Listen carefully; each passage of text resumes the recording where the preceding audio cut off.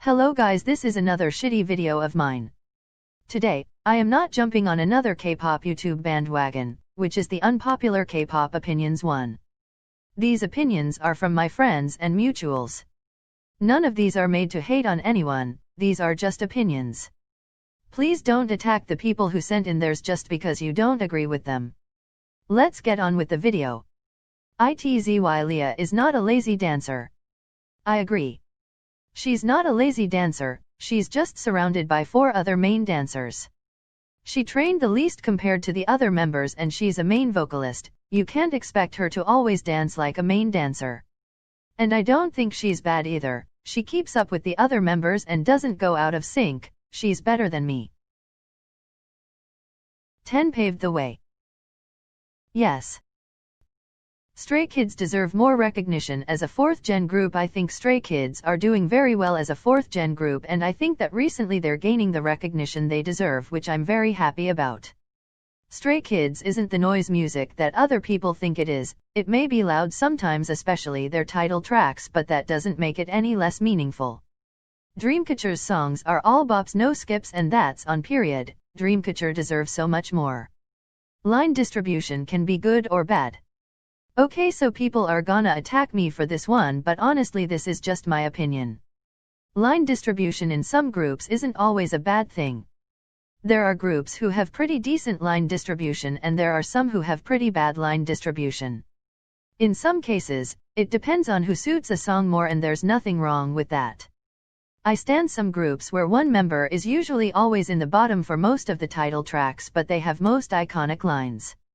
Now this is why it's not necessarily a bad thing. I feel that if one person is in the bottom a lot but they have iconic lines in most of the songs that they promote, then I'm okay with that. For other groups, people say it's because they don't suit a certain part. If you actually know and stand this group, you'll know that they do. Some companies are extremely biased, which makes me so mad. If you're going to debut someone and consistently treat them unfairly, what was the point? One of my biases is usually always in the bottom 3, but if they can sing BC they've proven it. Anyways, bad line distribution is not always a bad thing, but it usually is. I agree with this. Good line distribution doesn't have to be equal, and that's okay. What I don't like is when one member gets half of the song and the other members have to split between the remaining half. You can unstan a group BC of their fandom. I feel that people will stan a group but end up unstanning BC. The fans are too toxic. There's nothing wrong with this BC. At the end of the day, we're humans, and we need to take care of ourselves. Especially our mental health. It doesn't mean you never liked or even loved the group. It also doesn't mean you never listen to that group again. You can casually listen to them and support them if you want, but there's no need to go further than that if you don't want to. The last thing I have to say is you also don't need to explain why you don't stan a group anymore. I also agree with this. I personally wouldn't do this, but if other people want to, then it's okay. It's all up to them, and if they think that a fandom is too toxic for them, then it's okay if they don't want to associate themselves with it. So my unpopular opinion is that Dynamite is really, really overrated. Don't get me wrong, I love BTS. They're not my ULT group or anything, but you know, like Fake Love is in my top 10 K-pop songs. But Dynamite is just awful. The melody and lyrics are very repetitive, there is way too much auto-tune for a group that has already proven they can sing without it, and it lacked the kind of depth that I've always appreciated in prior BTS music. It was just a very flat song. I hate bashing a song that was made to bring people happiness during this pandemic, because I love the idea behind it. But I also roll my eyes every time I hear the damn song start to play. I agree that Dynamite isn't the best BTS song ever, or that sometimes the auto-tune can be weird for some people. However, I personally love Dynamite and how they look like they're having fun while they're performing it. Dynamite also gave us one of the best Hoseok looks ever, so I can't complain about that.